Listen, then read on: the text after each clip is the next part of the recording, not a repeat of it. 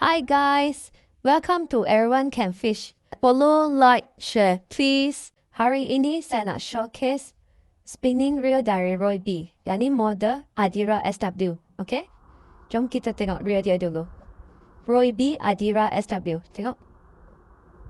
Body dia matte hitam. And then side plate dia carbon punya corak. Metal side plate.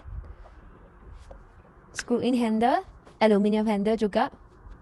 Aluminium handle warna hitam metallic dengan emas. Okay.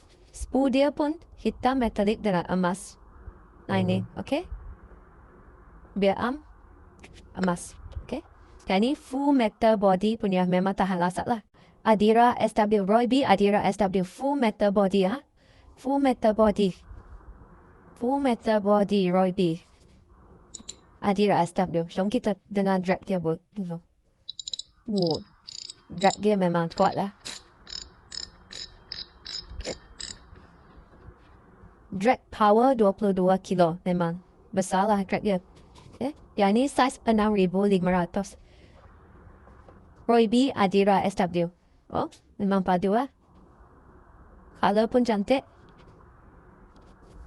Design dia pun memang cantik lah. Memang cool lah. Harga dia pun tak mahal. Harganya ni tak sampai 400. Untuk size 6500 ni harga dia dalam 350 saja.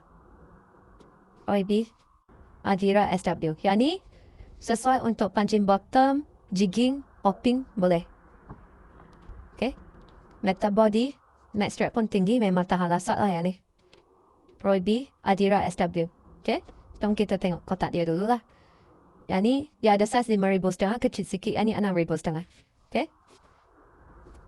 Spek dia gear ratio 4.7. Satu lah. Dua-dua pun sama. Main strike 22 kilo. Ratio 4.7 kira PG lah. Power gear lah. Berat mesin lebih kurang 470 dengan 476 gram. Berat sikit lah sebab dia metal body. Tapi tahan lasak. Bearing pun banyak.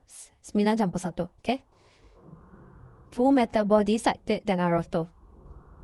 Heavy duty aluminium ball wire. Power line roller. Untuk saltwater boleh sebab SW. Power watertight design. Lepas tu main shaft dia stainless steel. CNC handle dengan spool. Okay.